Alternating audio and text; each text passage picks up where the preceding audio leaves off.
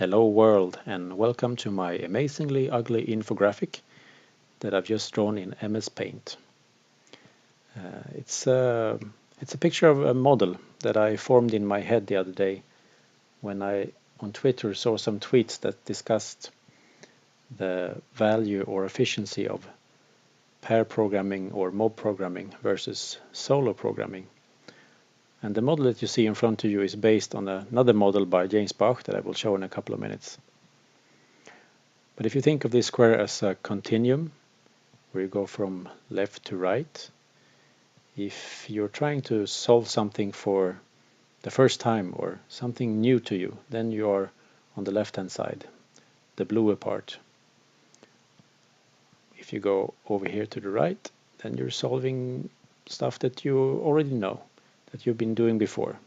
You're repeating known solutions to known problems. And I hope you agree with me when I claim that software development is quite often more on the left-hand side than on the right-hand side, which makes software development quite often a learning problem. Learning will be the bottleneck that dictates the speed of the development. And since you quite often develop software in a team, you need the entire team to learn simultaneously. And that's why mobbing and pairing is such a good idea, quite often anyway, a good idea, because you help the team to form a shared mental model simultaneously. If you are over here and you're doing something that you've been doing before many times, then you have a manufacturing problem. Then your typing speed will dictate the speed of development, or perhaps the robustness of your computer or your access to specific machines. But very little learning is taking place here, so working solo is not a problem.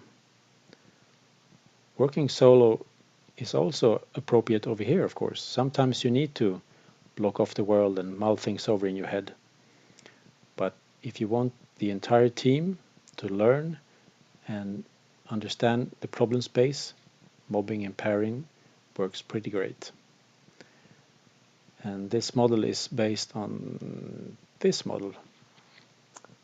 That is James Bach's model. Whoops. The testing formality continuum, where on the left-hand side you're basically playing with the product.